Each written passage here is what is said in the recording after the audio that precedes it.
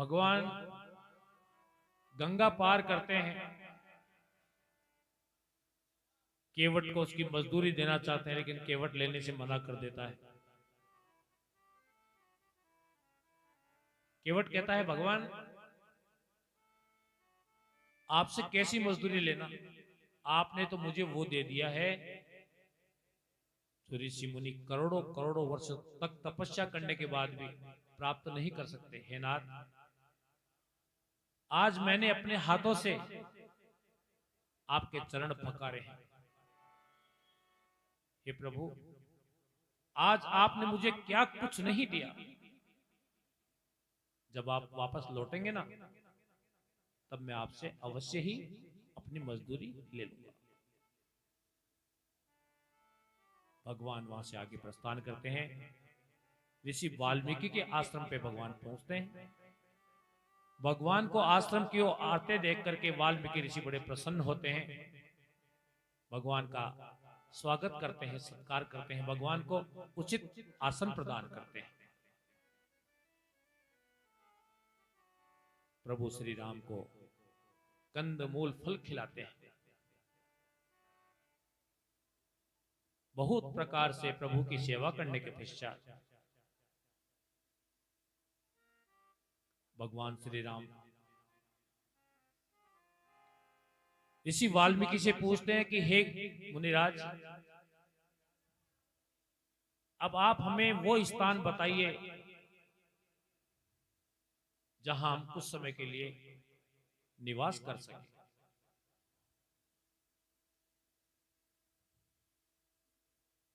ऋषि वाल्मीकि भगवान की यह बात सुनकर अपने मन में बड़ा हर्ष का अनुभव करते हैं।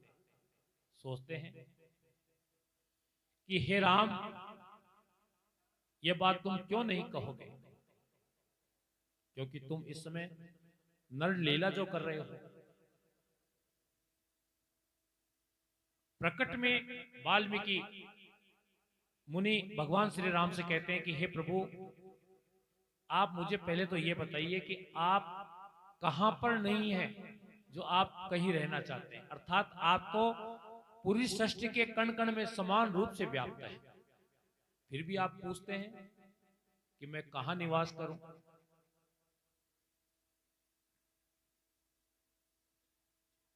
तो हे राम सुनो,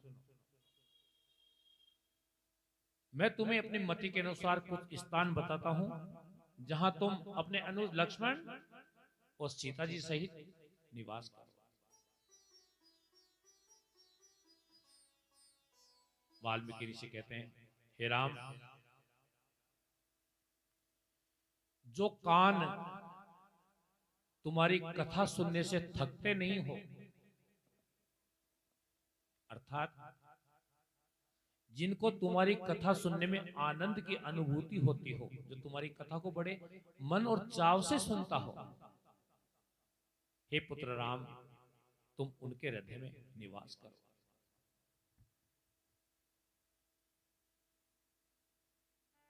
वाल्मीकि ऋषि फिर कहते हैं, हे राम, जो चरण तुम्हारे तीर्थों की ओर चलकर पैदल आते हैं, हे पुत्र राम, तुम अपने अनुज लक्ष्मण और जानकी जी सहित उनके हृदय में निवास करो।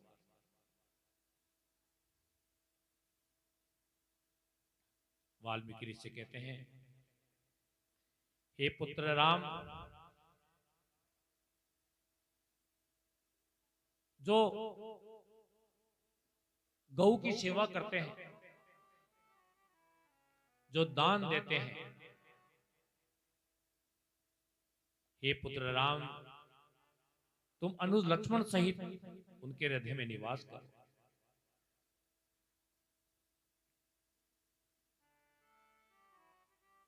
ऋषि वाल्मीकि कहते हैं, हे पुत्र राम, जो ब्राह्मण गौ और संतों के चरणों की सेवा करते हो, जो तर्पण, यज्ञ, हवन इत्यादि किया करते हैं, हे पुत्र राम, तुम अनुज लक्ष्मण और जानकी जी सहित उनके हृदय में निवास करो।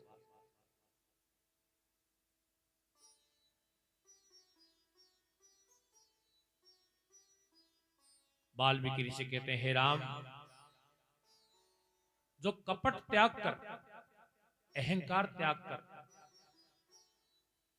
अपना संपूर्ण जीवन और अपने आप को आपके चरणों में समर्पित रखता हो, हे पुत्र, तुम अनुज, लक्ष्मण और सीता जी सहित उनके हृदय में निवास करो।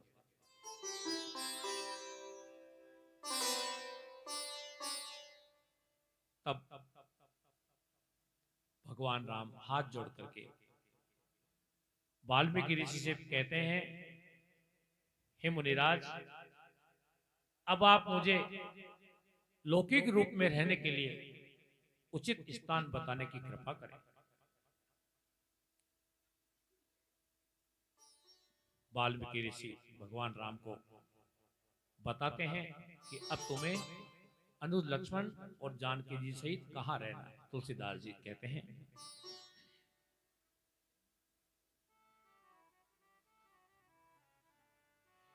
चित्रकूट गिरि करहु निवासो, चित्रकूट गिरि करहु निवासो, चित्रकूट गिरि करहु निवासो, चित्रकूट गिरि करहु निवासो, चित्रकूट करहु निवासो, चित्रकूट गिरि करहु निवासो, चित्रकूट गिरि करहु निवासो, चित्रकूट गिरि करहु निवासो, चित्रकूट गिरि करहु निवासो, तै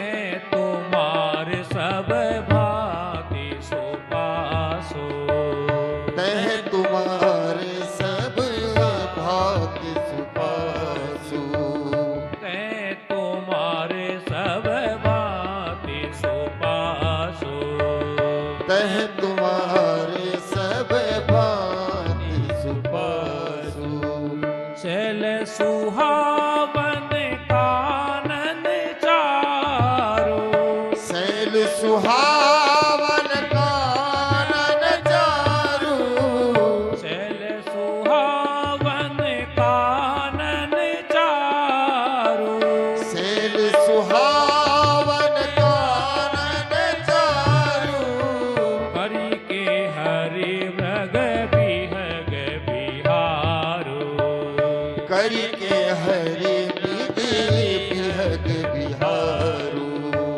करी के हरि मृग बिहग बिहारो, करि के हरि बिहग बिहारू।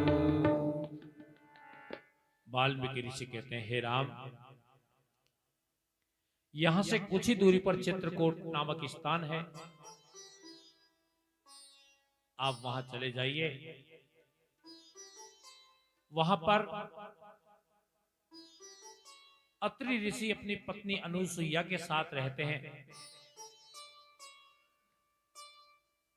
वहां पर गंगा जी की एक धारा है, जिसे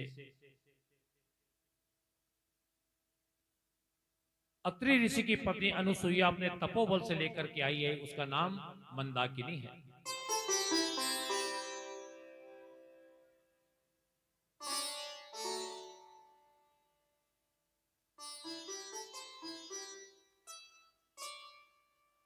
देखिए, अत्रि ऋषि और अनुसुईया माता ने पुत्र कामना के लिए कुल अंचल पर्वत पर जाकर ओम का संपुट लगा करके दोनों ने तपस्या की। घोर तपस्या करने के बाद में ब्रह्मा, विष्णु, महेश तीनों प्रकट हो गए। ऋषि अत्रि और अनुसुईया ने कहा कि प्रभु, हमें तो एक ही पुत्र चाहिए था और आप तीन तीन प्रकट हो गए। तो तीनों देवता कहने लगे आपने ओम का संपुट लगा करके पुत्र की कामना की है, तो ओम में तो हम तीनों ही समाये हुए हैं, इसलिए हम तीनों आ गए।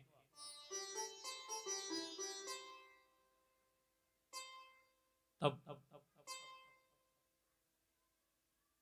ब्रह्मा से सोम, विष्णु से दत्तात्रेय और भगवान शंकर से दुर्वासा ऋषि उत्पन्न हुए।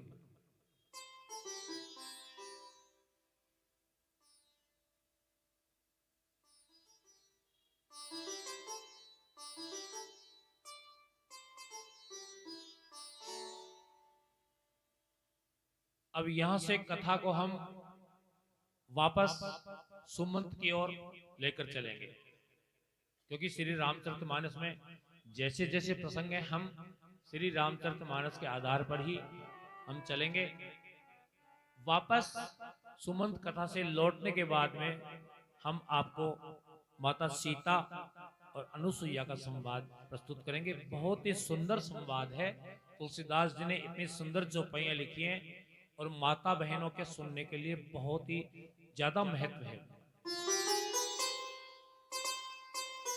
श्री रामचरितमानस हमें बहुत कुछ सिखाती है। जीवन कैसे जीना चाहिए।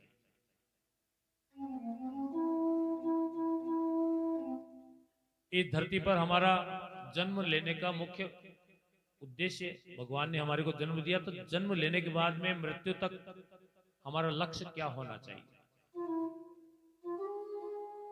मर्यादित जीवन, गुरु का आदर, भाई का स्नेह, माता पिता की आज्ञा का पालन। इसके अतिरिक्त यदि आप समृद्ध हैं, सक्षम हैं, दान पुण्य। यदि कोई आपके पास कोई विनय लेकर के आता है तो न्यायपूर्ण उसका न्याय करना, अपने हाथ से, अपने वचन, मन और कर्म से किसी को दुख ना पहुंचे। बहुत कुछ श्री रामचरितमानस हमें सिखाती है।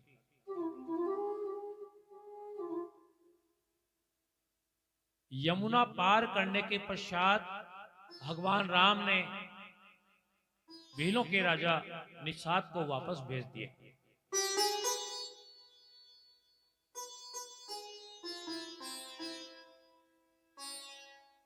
जब निषाद वापस आए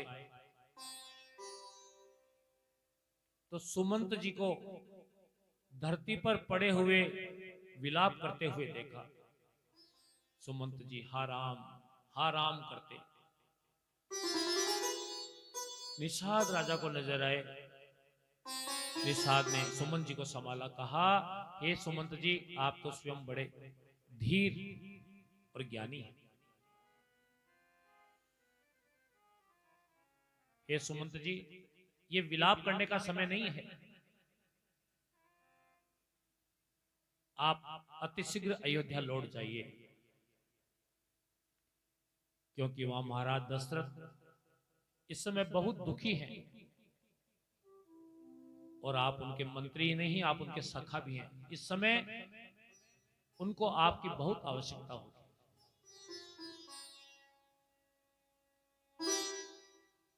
सुमंत जी से उठ के चला भी नहीं जाता, बार बार उठते हैं फिर गिर पड़ते हैं। कहते हैं,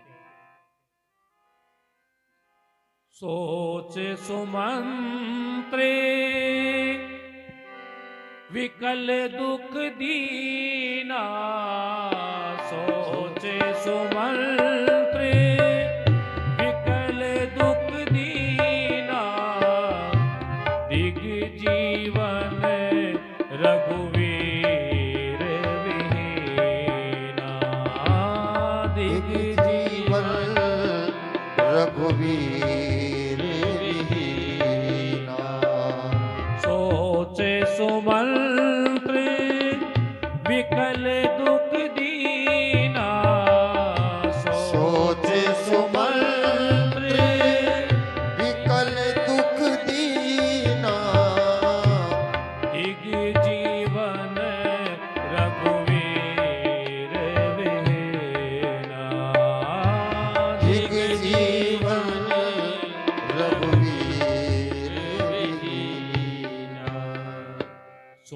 कहने लगे, हे प्रभु, आपके बिना जीना धिक्कार है। हे विधाता, जब गंगा पार करने के बाद आप मुझसे बिछुड़ गए, तभी मेरे शरीर के टुकड़े टुकड़े क्यों ना हो गए। हे प्रभु, मैं अयोध्या जाकर महाराज दशरथ को कौन सा शुभ समाचार सुनाऊंगा। सुमंत जी कहने लगे, हे विधाता, जब मैं अयोध्या जाऊंगा तो राम की माता कौशल्या दौड़ करके मुझसे पूछेगी, हे सुमंत जी बताओ, मेरे प्राणों से प्यारा राम कहां है, लक्ष्मण कहां है, सीता कहां है, तो मैं उन्हें क्या जवाब दूंगा। महाराज दशरथ, जिन्होंने मुझे कहा था कि 4 दिन मेरे पुत्रों को वन में घुमाकर वापस ले आना, नहीं तो मैं अपने प्राण त्याग दूंगा। हे विधाता, जब मैं बिना राम लक्ष्मण और सीता के अयोध्या जाऊंगा तो महाराज दशरथ मुझे पूछेंगे कि मेरे प्राणों से प्यारे राम, लक्ष्मण और सीता कहां है, तो मैं उन्हें क्या जवाब दूंगा।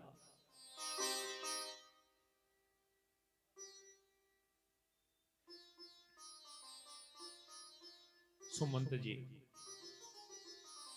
धरती पे गिर पड़ते हैं। तभी निषाद ने अपने 4 कुशल सेवक साथ लेकर सुमंत जी को अयोध्या के लिए विदा किया।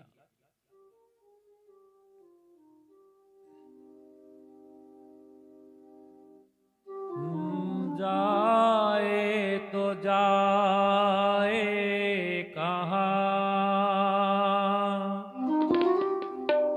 समझेगा कौन यहाँ, दर्द भरे से दिल की जुबान, जाए तो जाए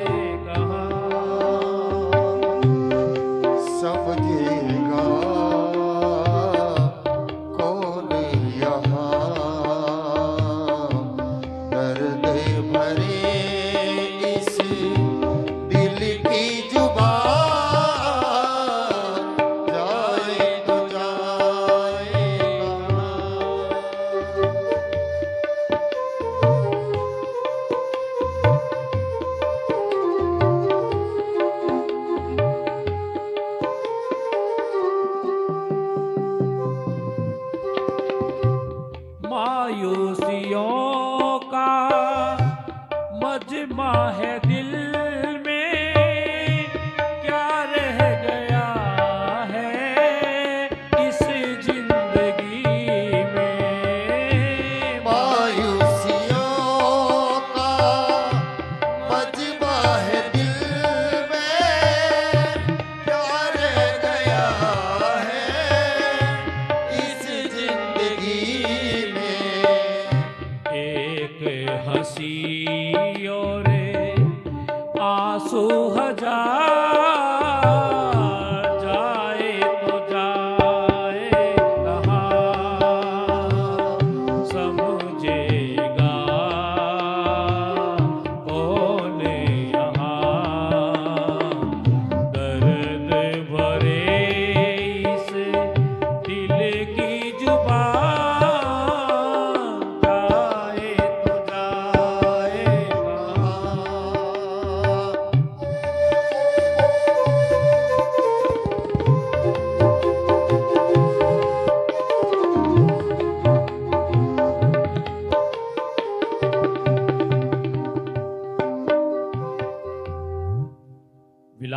करते करते अयोध्या निकट आ गई। उस समय संध्या का समय हो रहा था। सुमन जी ने सोचा अभी उजाला है, अभी अयोध्या में प्रवेश करेंगे तो पूरी अयोध्या यह प्रतीक्षा कर रही थी कि सुमंत जी भगवान राम लक्ष्मण और सीता को वापस लेकर आएंगे। सुमंत जी अयोध्या के बाहरी जंगल में रुक गए। जब अंधेरा हुआ तब सुमंत जी महलों के पीछे वाले द्वार से महलों में प्रवेश करते हैं। सीधे महाराज दशरथ के कक्ष में पहुंचे।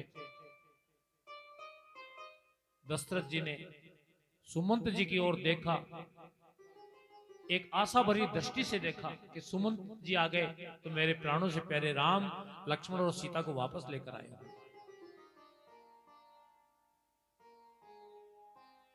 महाराज कहने लगे, हे सखा सुमंत, क्या तुम राम लक्ष्मण और सीता को वापस लाने में सफल हुए या वो वन को चले गए? हे सखा, मैं तुम्हें बार बार मेरे पुत्र के बारे में पूछता हूं लेकिन तुम जवाब क्यों नहीं देते?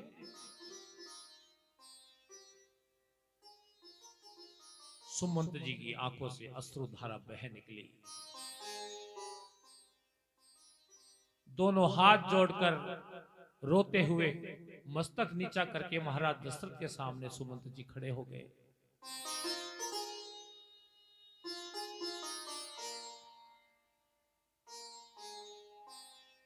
महाराज दशरथ कहने लगे, सुमंत, सांप चाहे मणि के बिना जिंदा रह जाए, मछली बिना पानी के जिंदा रह जाए, लेकिन मैं मेरे प्राणों से प्यारे राम लक्ष्मण और सीता के बिना जिंदा नहीं रह सकता।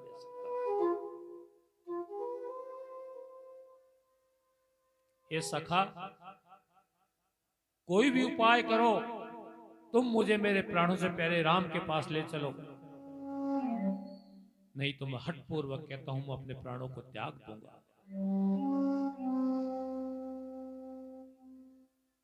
महाराज दशरथ भगवान शंकर से प्रार्थना करने लगे, हे भोलेनाथ, हे काशी में निवास करने वाले प्रभु, आप तो ऑर्डर दानी कहलाते हैं। आप ऐसा उपाय कीजिए कि मेरा पुत्र राम लक्ष्मण और सीता वन जाने की हट छोड़कर वापस अयोध्या लौट आए।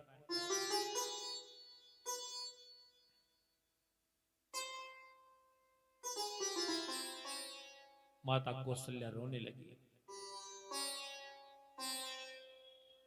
केकई उसी कक्ष में निष्ठुर भाव लेकर के खड़ी हो गई।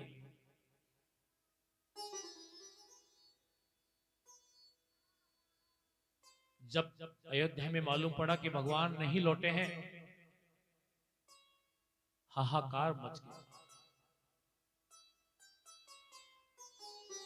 यहां तक कि अयोध्या के जो पशु पक्षी थे ना, जो भगवान राम के नित्य दर्शन करते थे, उनकी आंखों में से भी अश्रुधारा बह निकली।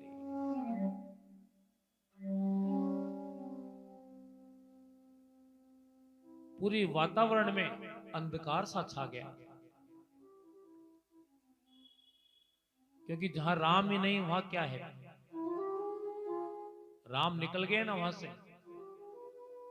कोई दुष्ट व्यक्ति होता है तो हम उसको क्या कहते हैं? इसका राम निकल गया, है ना? तो अयोध्या में राम ही नहीं रहे तो अयोध्या में कुछ भी नहीं रहा। राम है तो सब है। सभी रोने लगे। महाराज दशरथ की विकल अवस्था हो गई। उन्होंने कौशल्या को अपने पास बुलाया, कहा, ये प्रिय, अब मेरा अंत समय आ गया है।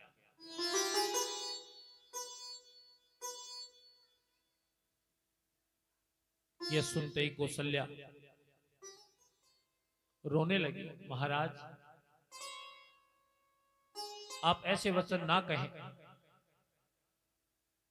दशरथ जी कहने लगे, कौशल्या, मुझे एक समय का वृत्तांत आज याद आ गया है, जो मैं तुम्हें सुनाता हूं।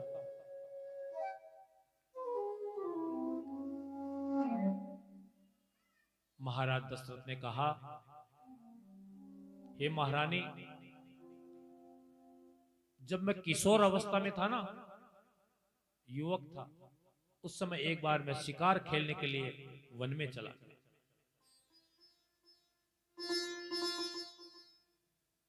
सुबह से लेकर संध्या का वक्त हो गया, मुझे कोई शिकार नहीं मिला।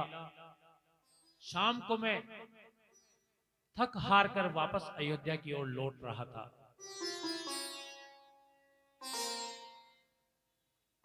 उसी समय सरयू नदी के तट से मुझे ऐसे आवाज आई जैसे कोई हिंसक पशु पानी पी रहा हो। तो हे कौशल्या, मैंने सोचा कोई सिंह पानी पी रहा है, तो मैंने उस आवाज की दिशा में शब्द भेदी बाण चला दिया।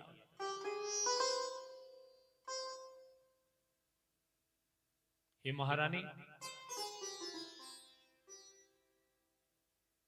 मेरे बाण से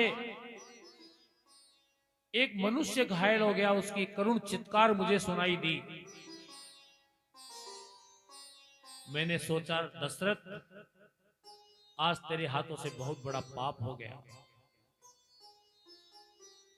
किसी जानवर के धोखे में कोई मनुष्य मारा गया।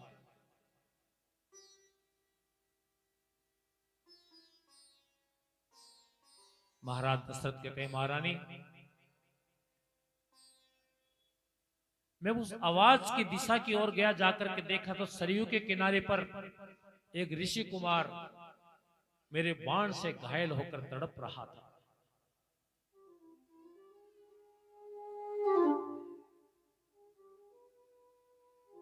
मैंने उसके निकट जाकर के पूछा कि हे युवक, तुम कौन हो? उसने बताया कि मैं शांतनु पुत्र श्रवण कुमार हूं।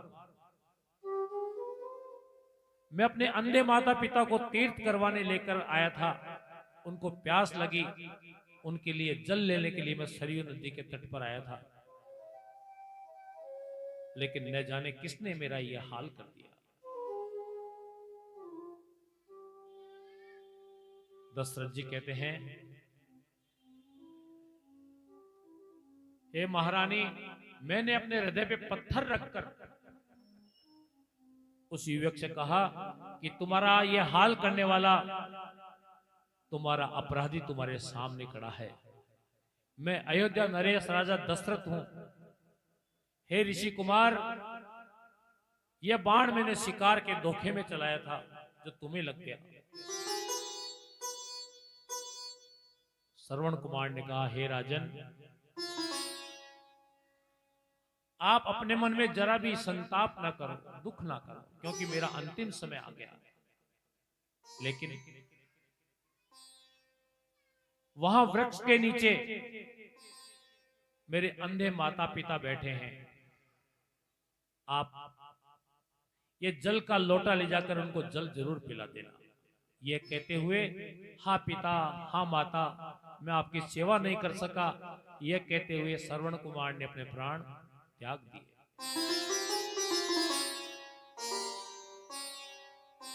महाराज दशरथ कहते हैं, हे महारानी कौशल्या, तब मैं पानी का लोटा लेकर के श्रवण कुमार के पिता के पास गया और कहा, हे महात्मा, जल पी लो। मेरी अपरिचित आवाज सुनकर अंधे शांतनु ने कहा, भैया तुम कौन हो? जल लेने के लिए तो मेरा बेटा श्रवण कुमार गया था। वो हमारी सेवा का मौका कदापि अन्य किसी को नहीं देता था। मेरा बेटा कहां है? हे महारानी,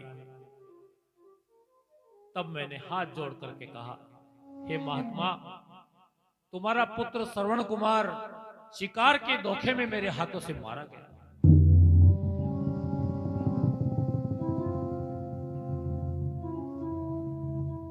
तब शांतनु ने क्रोध में आकर के कहा, अरे निराधम पापी, तेरे हाथ से जल पीने से तो अच्छा है मैं प्यासा ही अपने प्राण त्याग दूंगा। हा पुत्र, हा पुत्र, हा पुत्र करते करते श्रवण कुमार के पिता शांतनु ने अपने प्राण त्याग दिए।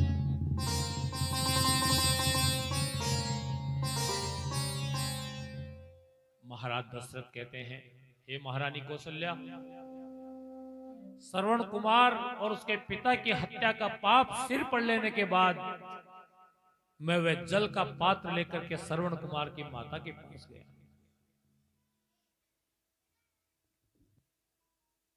जाकर के मैंने कहा, हे माता जी, कृपया आप ही ये जल पी लो। श्रवण कुमार की माता ने अपनी अंधी आंखों में क्रोध भर के मेरी ओर देखा और कहा, अरे दुष्ट,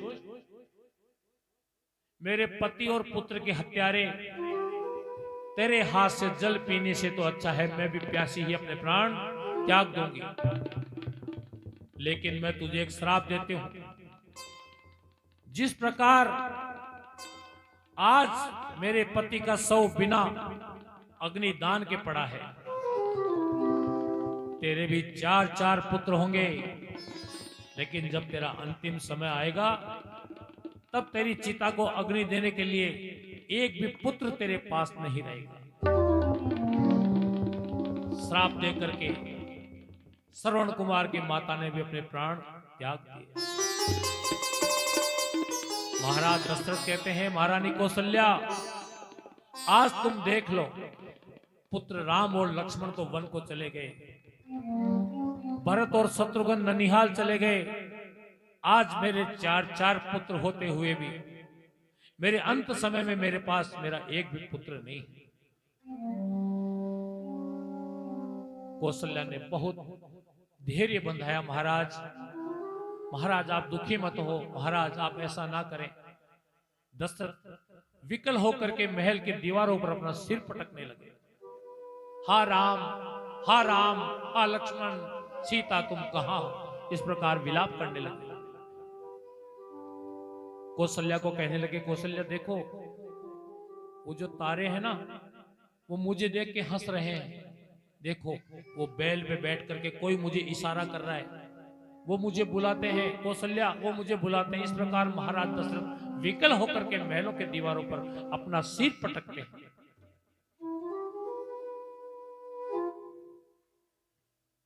राम राम कही, राम कही, राम राम कही, राम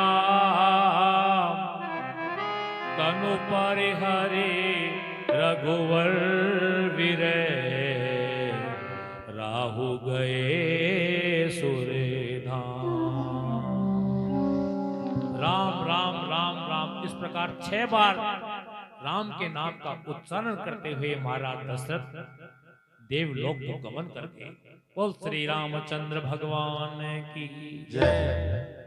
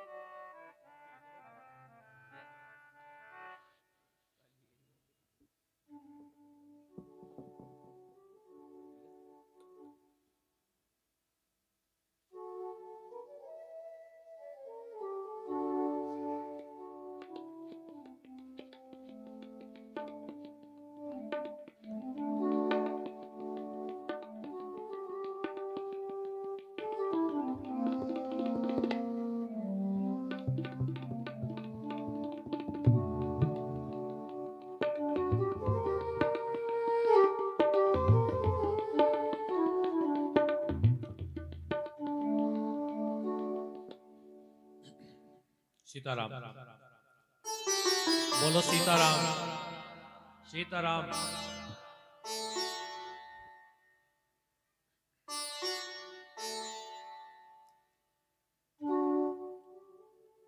एक भजन प्रस्तुत करते हैं। अब इस वातावरण को थोड़ा सा परिवर्तित करते हैं, क्योंकि यह तो अटल सत्य है कि इस संसार में जो भी जीव जिसने जन्म लिया उसको एक दिन भगवान के लोक को जाना ही जाना है। और महाराज दशरथ बड़े प्रतापी चक्रवर्ती सम्राट थे, बड़े न्यायप्रिय थे और भगवान राम के पिता थे। आप ये सोचो ना, जिनका बेटा पूरे ब्रह्मांड का मालिक हो, उनके पिता होने का जो अवसर है महाराज दशरथ को ही मिला।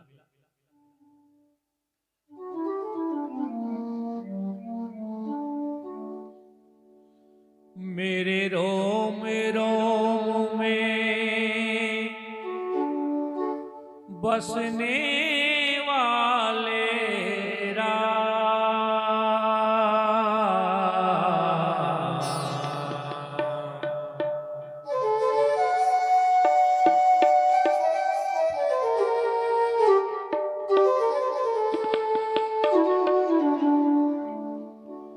मेरे रोम रोम में बसने वाले राम, जगत के स्वामी के अंतर्यामी, मैं तुझसे क्या मांगूं, मैं तुझसे क्या मांगूं। मेरे रोम रोम में बसने वाले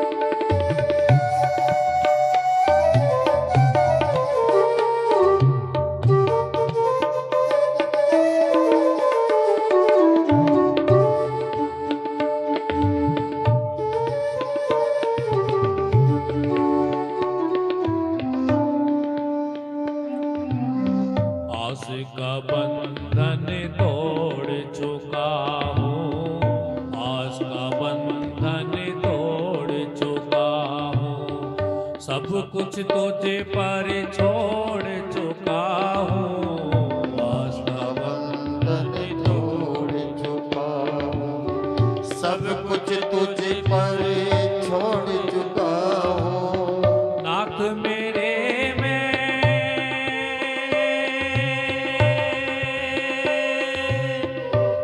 कुछ मांगू, नाथ मेरे में क्या कुछ मांगू, तू जाने तेरा काम, जगत के स्वामी के अंतर्यामी, मैं तुझसे क्या मांगू, मैं तुझसे क्या मांगू। मेरे रोम रोम में बसने वाले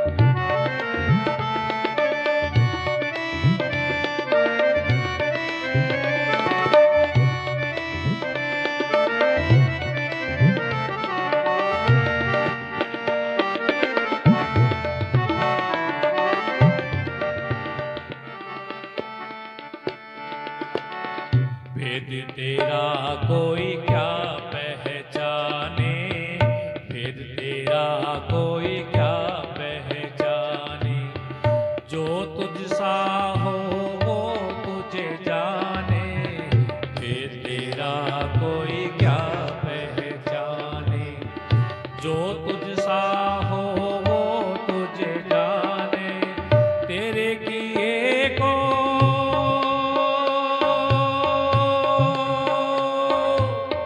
हम क्या देखे, तेरे किए को हम क्या देखे, तू जाने तेरा काम, जगत के स्वामी के अंतर्यामी, मैं तुझसे क्या मांगू,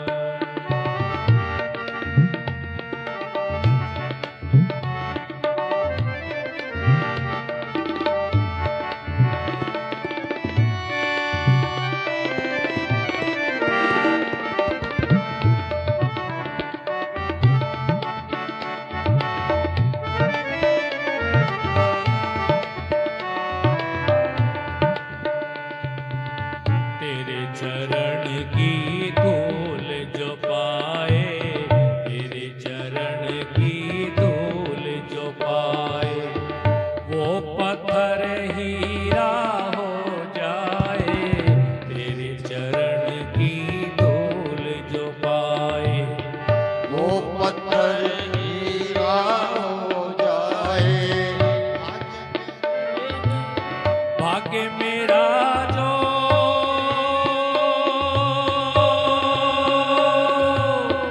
मैंने पाया, भाग्य मेरा जो मैंने पाया, इन चरणों का धाम, जगत के स्वामी के अंतर्यामी, मैं तुझसे क्या मांगू, मैं तुझसे क्या मांगू। मेरे रोम रोम में बसने वाले राम,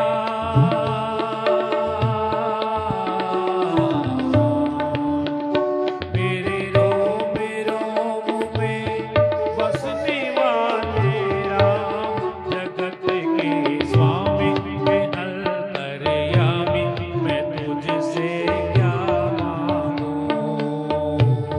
मैं तुझसे क्या मांगू, मैं तुझसे क्या मांगू। बोल श्री सीताराम भगवान की जय।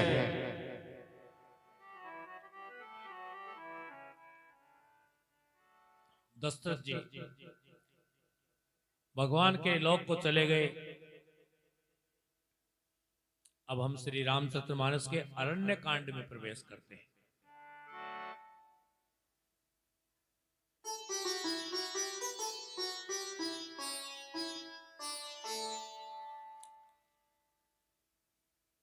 भगवान राम माता जानकी के साथ फटिक शिला पर बैठे हैं।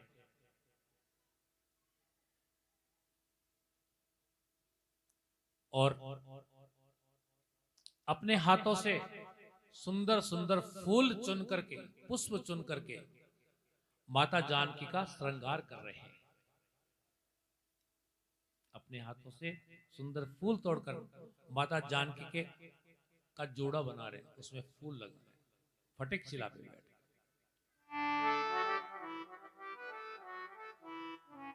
तुलसीदास जी महाराज कहते हैं, एक बार चुने कुसुम सुहाए, एक बार चुने कुसुम सुहाए, एक बार चुनी कुसुम सु। भरत जी को वहां स्वप्न आने लगे। वो शत्रुघ्न को कहने लगे,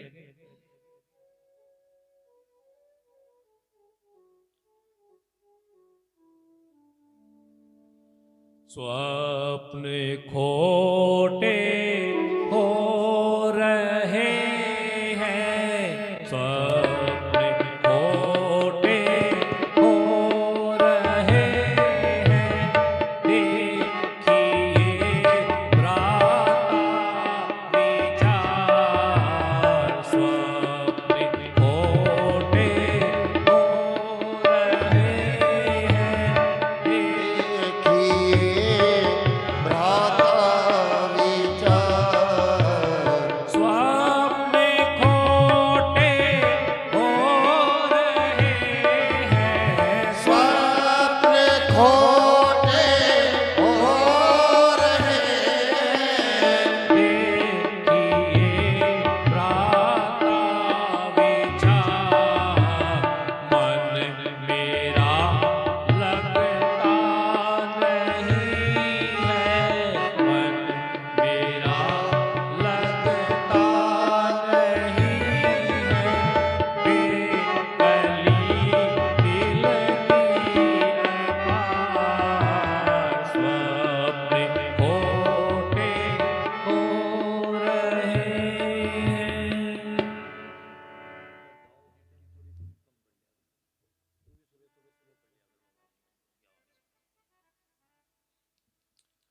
भरत जी शत्रुघ्न से कहने लगे, भैया मुझे बहुत गंदे गंदे स्वप्न आते हैं। उसमें क्या देखते हैं स्वप्न में कि पिता महाराज धरती पे लेटे हैं। पितु को देखा है जमी पर, पितु को देखा है जमीन पर, अवध में हा पुकार। तुको देखा है जमीन पर, अवध में पुकार। मन मेरा लगता नहीं है, मन मेरा लगता नहीं है, बेकली दिल की अपार स्वप्न खोटे हो रहे हैं।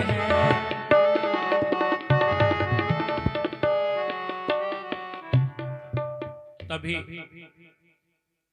दूत केकई देश पहुंचता है, जाकर के भरत शत्रुघ्न को प्रणाम करता है, कहता है गुरु वशिष्ठ ने आपको तत्काल ही अयोध्या बुलाया। भरत शत्रुघ्न ननिहाल से अयोध्या के लिए प्रस्थान करते हैं। जैसे ही भरतलाल अयोध्या पहुंचते हैं, अयोध्या नगर में प्रवेश करते ही उन्होंने चारों तरफ देखा तो अयोध्या नगरी उनको शमशान की तरह नजर आने लगी।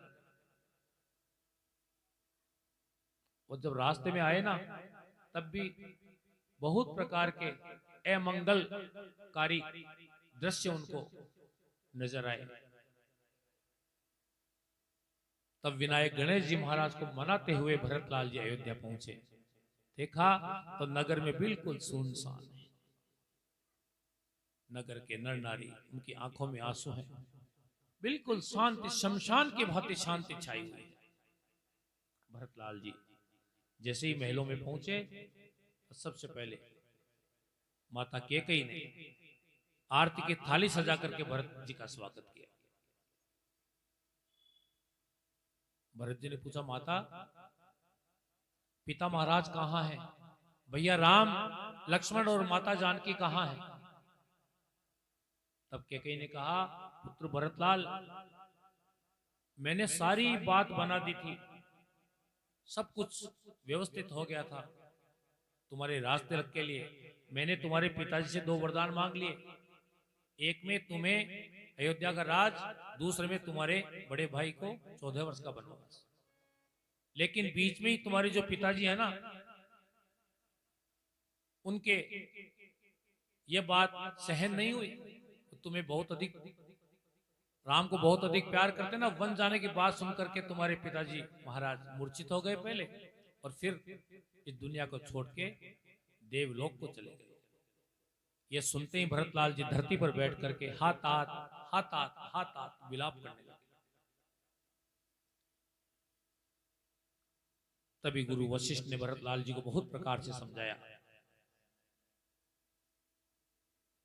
और महाराज दशरथ का अंतिम संस्कार किया गया। तब सभी ने भरतलाल जी से कहा कि अब राम वन को चले गए हैं, महाराज दशरथ परलोक चले गए हैं, तो बिना राजा के प्रजा जो है ना, वो अव्यवस्थित और अनुशासित हो जाती है। इसलिए आप अयोध्या के युवराज बने, आप अयोध्या के इस सिंहासन पे विराजमान हो जाइए और आप अयोध्या का राज्य का संचालन कीजिए।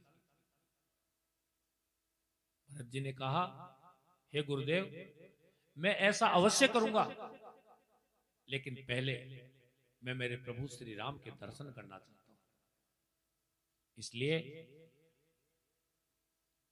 हम सभी भैया राम के पास चलेंगे।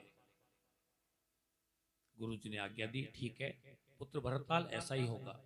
जैसे ही अयोध्या नगर में महलों में सबको पता लगा, सभी लोग भगवान श्री राम के दर्शन करने के लिए भरतलाल जी के साथ वन में प्रस्थान करने की तैयारी करने लगे। तभी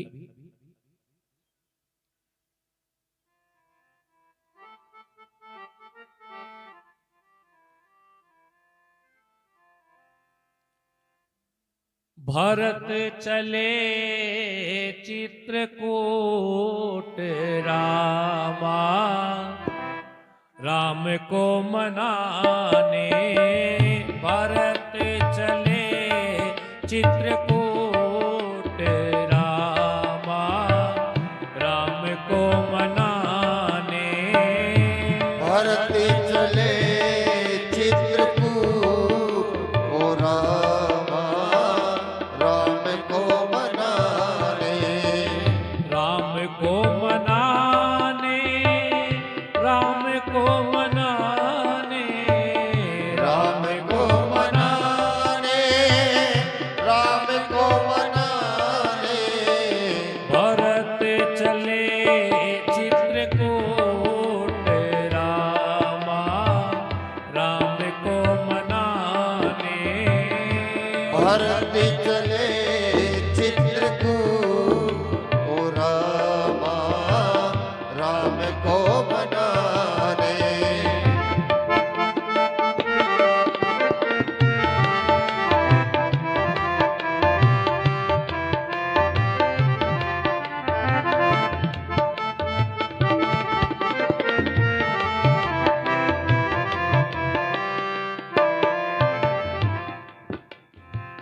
राम को मनाने, लखन को मनाने।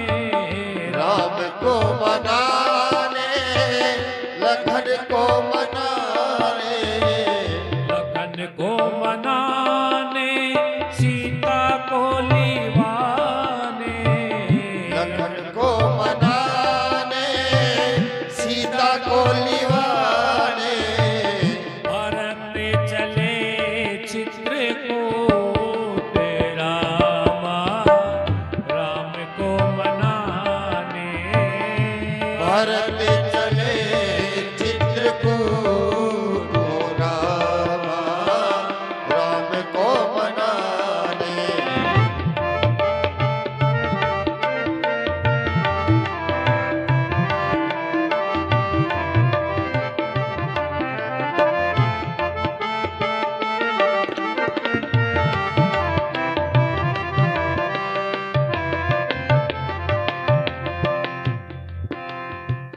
सोने महल है, सोनी अटरिया। सोने महल है, सोनी अटरिया। सोने महल है, सोनी अटरिया। सोने महल है, सोनी अटरिया। सोने नगरी है, सोनी डगरिया। सोने नगरी है, सोनी नगरिया। सोने है महल सुहाने, ओ रामा, राम को मनाने। सोने है बाग सुहाने, ओ रामा, राम को मनाने। चित्रकूट ओ रामा, राम को मनाने। राम को मनाने, लखन को मनाने। राम को मनाने, लखन को मनाने। लखन को मनाने, सीता को लिवाने। लखन को मनाने, सीता को लिवाने। भरत चले चित्रकूट रामा,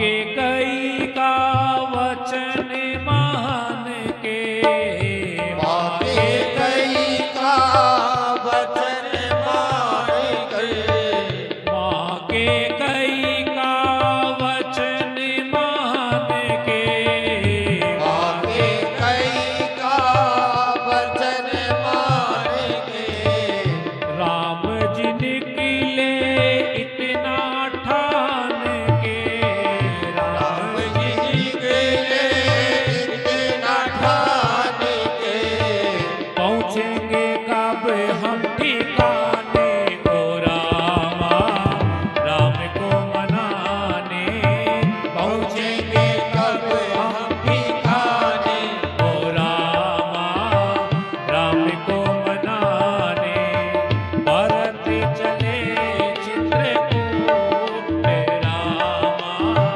राम को मनाने, भरत चले चित्रकूट, ओ रामा राम को मनाने, भरत चले चित्रकूट, रामा राम को मनाने, भरत चले चित्रकूट, ओ रामा राम को मनाने, हाथी घोड़े संग लिए हैं, हाथी घोड़े संग लिए हैं, हाथी घोड़े संग लिए हैं, हाथी घोड़े संग लिए हैं, लेकिन पैदल भरत चले हैं, लेकिन पैदल भरत चले हैं, बड़े हैं कांटे उठाने, ओ रामा राम को मनाने, बड़े हैं कांटे उठाने, ओ रामा राम को मनाने, भरत चले चित्रकूट, रामा राम को मनाने।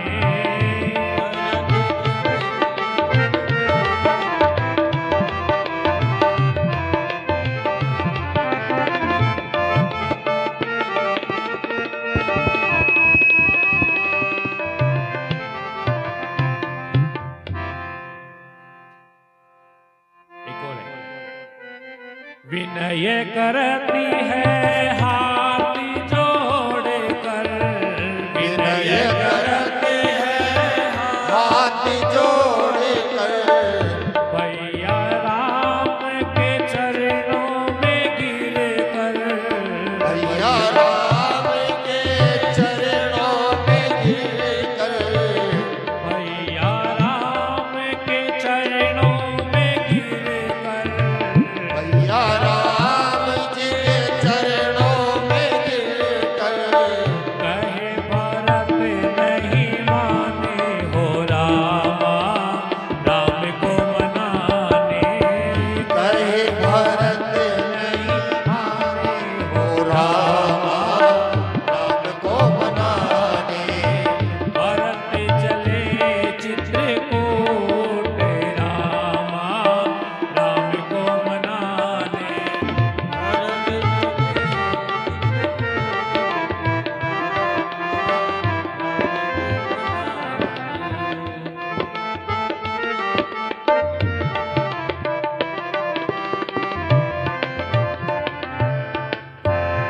बोले श्री सीतारामचंद्र भगवान की जय।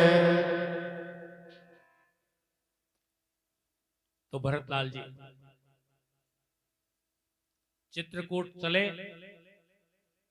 जैसे ही श्रृंगवेरपुर के नजदीक पहुंचे, निकट पहुंचे, तभी भीलों के राजा निषाद ने सोचा कि इतनी बड़ी सेना कहां से आ रही है, और इस सेना में भरतलाल जी की जय, भरतलाल जी की जय, इस प्रकार जय घोष होता। निषाद राजा को सुनाई दिया। उन्होंने विचार किया, कहीं ऐसा तो नहीं है कि राम और लक्ष्मण को वन में अकेला पाकर भरतलाल के मन में यह बात आ गई हो कि मैं सेना सहित वन में जाकर राम लक्ष्मण का संहार कर देता हूं, ताकि मेरे रास्ते का कांटा सदा के लिए साफ हो जाए और मैं निष्कंटक होकर अयोध्या का राज्य करूं। तब भीलों के राजा निषाद ने अपने सभी भीलों को आदेश दिया कि जाकर गंगा के सारे तट रोक लो, सारी नावें वहां से हटा दो और धनुष बाण लेकर के सभी घाटों पे डट जाओ, क्योंकि आज भगवान श्री राम की सेवा में हमारा जीवन हम बलिदान कर देंगे। आज वो शुभ दिन आएगा जब हम भगवान की सेवा करते करते उनके कारण हम प्राण त्याग करके उनके वैकुंठ धाम को चले जाएंगे। सभी भील तैयार होने लगे। तभी देखिए, सभा जो होती है ना, उस सभा में वृद्ध व्यक्ति यदि कोई बैठे हो तो उनका अनुभव जरूर मिलता है। तो निषाद के उस सभा के अंदर एक वृद्ध थे, उन्होंने कहा, हे राजा निषाद, इतनी जल्दबाजी मत करो। तुमने ये फैसला कैसे ले लिया, ये निर्णय कैसे ले लिया कि भरतलाल भगवान राम से युद्ध करने के लिए आ रहे हैं? ये कैसे सोच लिया? तो उन्होंने कहा कि 2 तरह की थालियां सजा करके भरतलाल जी के सामने लेकर के जाओ। एक थाली में तो शस्त्र और एक थाली में पुष्प। यदि भरतलाल जी राम जी से युद्ध करने के लिए आ रहे होंगे तो वे शस्त्रों को स्पर्श कर देंगे, और यदि वे भगवान राम से मिलने जा रहे होंगे तो वो पुष्पों को स्पर्श कर देंगे। तब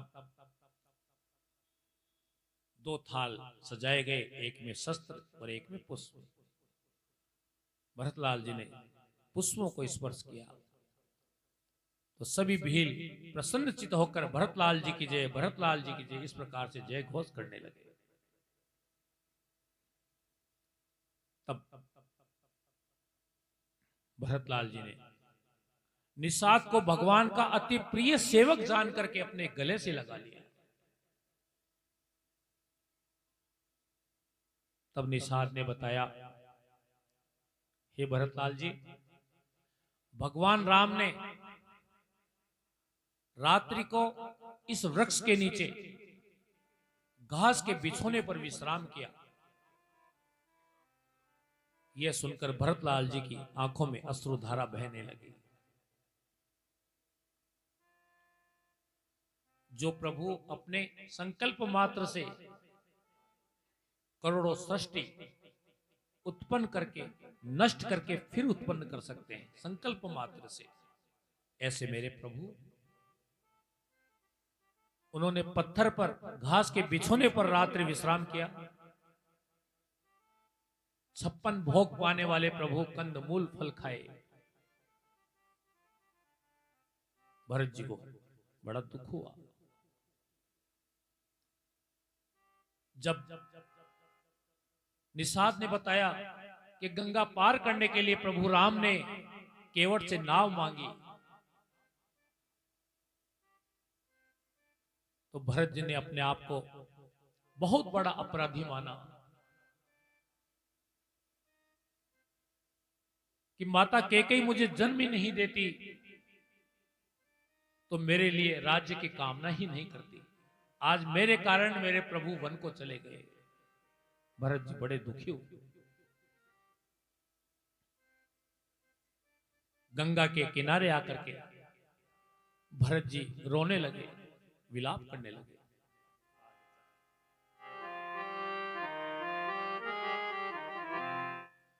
आज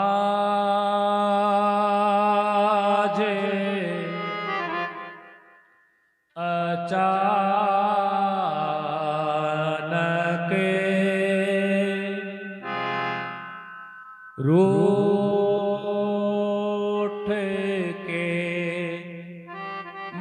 मुझसे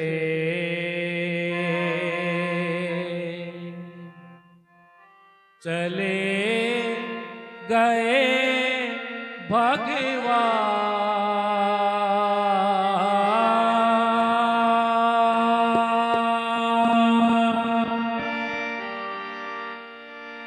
कोई मेरी मदद करो रे, हे आंधी तूफान,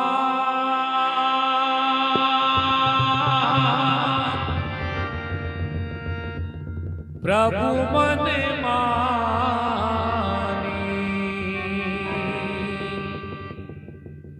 कर सकते हैं, बन सकते पाषाण।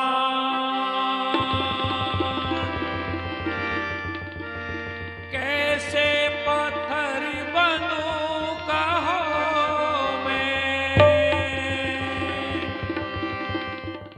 मैं दुर्बल इंसान।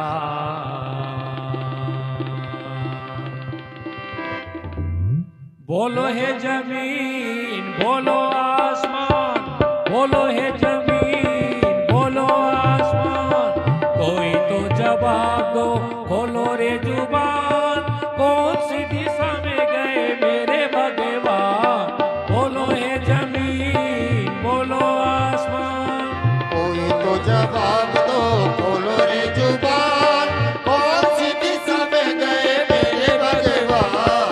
बोलो है जमीन, बोलो आसमान, बोलो है जमीन, बोलो आसमान, कोई तो जवाब दो, खोलो रे जुबान, कौन सी दिशा में गए मेरे भगवान। बोलो है जमीन, बोलो आसमान, बोलो है जमीन, बोलो आसमान।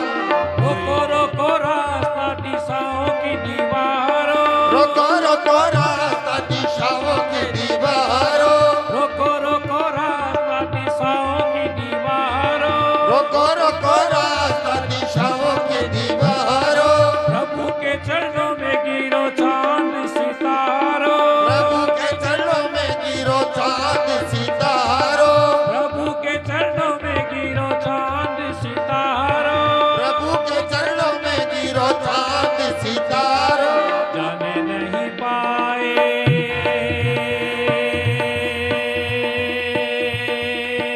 जाने नहीं पाए, जाने नहीं पाए, जाने नहीं पाए, जाने नहीं पाए मेरे करुणा निदान। बोलो है जमीन, बोलो आसमान, बोलो है जमीन, बोलो आसमान, कोई तो जवाब दो, बोलो रे जुबान, कौन सी दिशा में गए मेरे भगवान। बोलो है जमीन, बोलो आसमान, कैसा नसीब ने दिन ये दिखाया, कैसा नसीब ने दिन ये दिखाया, कैसा नसीब ने दिन ये दिखाया, कैसा नसीब ने दिन ये दिखाया। सब कुछ पाकर भी कुछ नहीं पाया, सब कुछ पाकर भी कुछ नहीं पाया, सब कुछ पाकर भी कुछ नहीं पाया, सब कुछ पाकर भी कुछ नहीं पाया। मेरे जैसे भाग्यहीन को देगा कौन दिलासा, मेरे जैसे भाग्यहीन को देगा कौन दिलासा। पड़ा रह गया नदी किनारे मैं प्यासे का प्यासा, पड़ा रह गया नदी किनारे मैं प्यासे का प्यासा। कैसा ये कठोर है,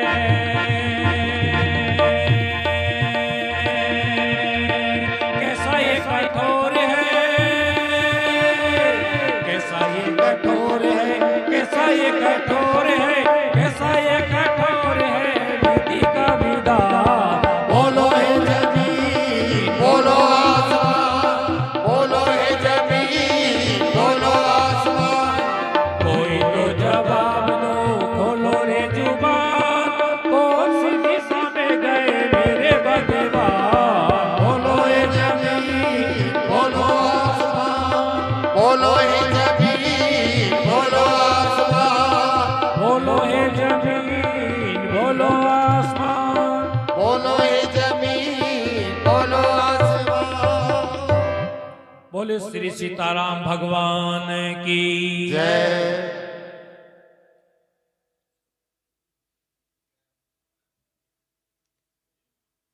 हमारे बड़े भाई कैलाश जी तिवारी, हजारी लाल जी शर्मा, सुरेश जी शर्मा एक्सरे वाले, पंडित राम स्वरूप जी ये पधारे हैं, आपका स्वागत है। हमारे बीच में राधे श्याम जी खटोड़ भी पधारे हैं, आपका भी स्वागत है। पवन जी खटोड़ आपका भी स्वागत है। लाला जी भाई साहब पधारे हैं, उनका भी बहुत बहुत स्वागत है।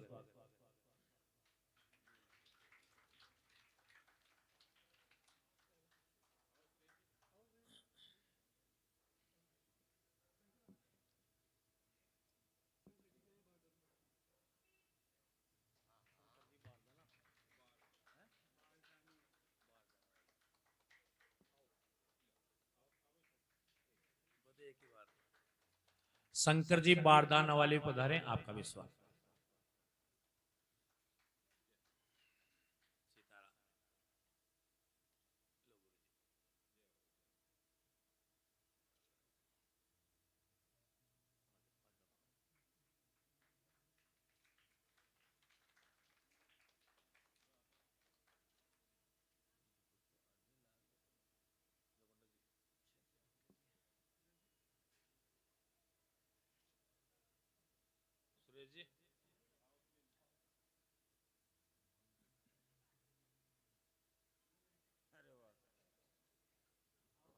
सीताराम।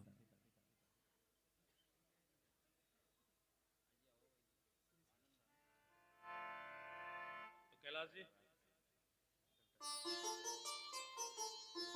कैलाश जी आओ एक बार।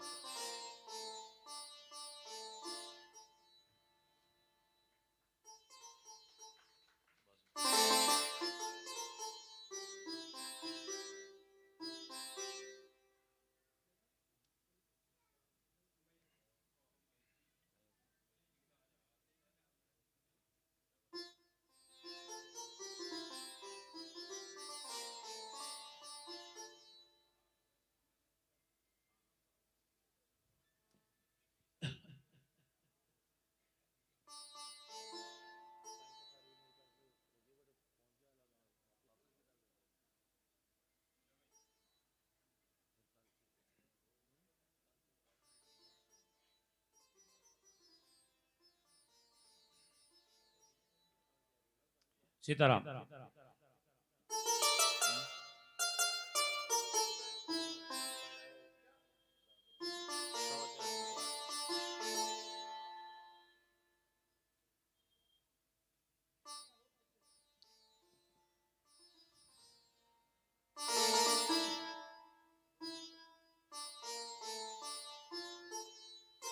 પણ મજા જે પાછે કોઈ પર दुल्लेड़ा और कणा कोई का मातो बोड़ गिर गई फोटुआ खा गई। बहुत बहुत धन्यवाद आप सभी के पधारने का। और अब एक छोटा सा भजन प्रस्तुत करते हैं, उसके बाद में आरती करवाते हैं। छोटा सा प्रसंग आपको कह देते हैं कि भरतलाल जी जो है यहाँ से पहुंचते हैं भगवान श्री राम के यहाँ, देखते हैं जाकर के भगवान श्री राम ने जैसे देखा दौड़ करके आए और भरत जी वहीं भगवान को देखते ही धरती के ऊपर गिर गए। भगवान राम ने उठाया, अपने हृदय से लगा दिया। सभी माताएं भगवान राम से मिली। माता कौशल्या भगवान राम को देखते ही रोने लगी। इस समय माता कैकेयी अपराध बोध से ग्रसित है। कैकेयी को बड़ा अपमान सा महसूस हो रहा है, क्योंकि अब समझ में आ गया ना कि ये सारी घटना मेरे कारण ही घटी है। अगर मैं महाराज दशरथ से वरदान नहीं मांगती तो ऐसा अनिष्ट थोड़ी ना होता कि आज महाराज दशरथ भी चले गए, राम लक्ष्मण वन को आ गए, अयोध्या का कोई राजा नहीं है, भरत राजा बनना नहीं चाहते, और भरतलाल ने बहुत प्रकार से अपनी माता को कोसा भी। श्री रामचरितमानस में कहा है, माता को कलंकनी तक कहा है भरत जी ने। और कहा है क्या, माता तुम ही सूर्य कुल की महारानी हो। कि महाराज दशरथ सूर्यवंशी थे ना, अपनी माता से ही पूछ बैठते हैं, माता तुम मेरी माता हो, क्या तुम्ही माता मेरी, क्या तुम्ही सूर्य कुल की रानी, क्या तुम्ही जन्मदाता मेरी।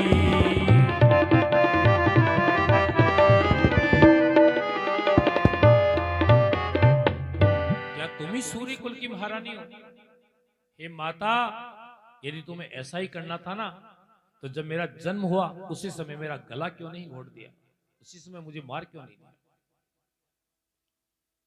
भगवान राम के सामने मस्तक नीचा करके खड़े हो गए भरतलाल। तब भगवान राम ने भरत जी को अपने हृदय से लगा करके कहा, भरत तुम अनुज हो, मैं तुम्हें अपना छोटा भाई नहीं, मैं तुम्हें अपना पुत्र मानता हूं। हे भरत, इसमें तुम्हारा कोई अपराध नहीं है। भगवान राम तो जानते कि मैं धरती पे प्रकट जो हुआ हूं, तो कोई भाईचारा निभाने के लिए थोड़ी प्रकट हुआ हूं, अयोध्या का राजा बनने के लिए थोड़ी ना आया हूं। मैं आया हूं असुरों का विनाश करने के लिए। सब लोगों से मिले भगवान राम। अब देखिए, अयोध्या से हजारों नर नारी साथ में गए थे। अब आप ये बताओ कि भगवान राम तो अकेले और उनसे मिलने वाले हजारों लोग। परिवार के थे बहुत सारे, तीनों माताएं थी, गुरु वशिष्ठ थे, सुमंत जी थे, और भगवान राम के ससुराल से जनक जी, सुनैना, राजपुरोहित सतानंद जी, सब लोग आए थे, है ना। और अयोध्या के नर नारी, भगवान तो एक और मिलने वाले हजारों। लेकिन भगवान ने ऐसा कौतुक किया कि भगवान सबके सामने बैठे थे, सन्मुख सबसे बातें कर रहे थे, लेकिन इस बात को कोई नहीं जान पाया। सब ये समझ रहे थे मुझसे ही बात कर रहे हैं अकेले से। भगवान सबके पास, कहते हैं ना, भगवान कण कण में समान रूप से व्याप्त है। वही माया भगवान ने उस समय दिखाई। सभी के पास भगवान बैठे, सभी से वार्तालाप की। तब भरत जी को गुरु वशिष्ठ ने कहा, अब हमें चलना चाहिए, क्योंकि अयोध्या में अभी कोई राजा नहीं है, इसलिए हमें अयोध्या को भी संभालना है। तब भरत जी ने भगवान श्री राम से उनकी चरण पादुका मांग ली। भगवान ने शहर से उनको प्रदान की, जिसको सिर पर धारण करके भरत जी समस्त परिवारजनों, कुटुंबजनों और नगर वासियों के साथ अयोध्या के लिए पुनः प्रस्थान करते हैं। बोले भरतलाल की जय।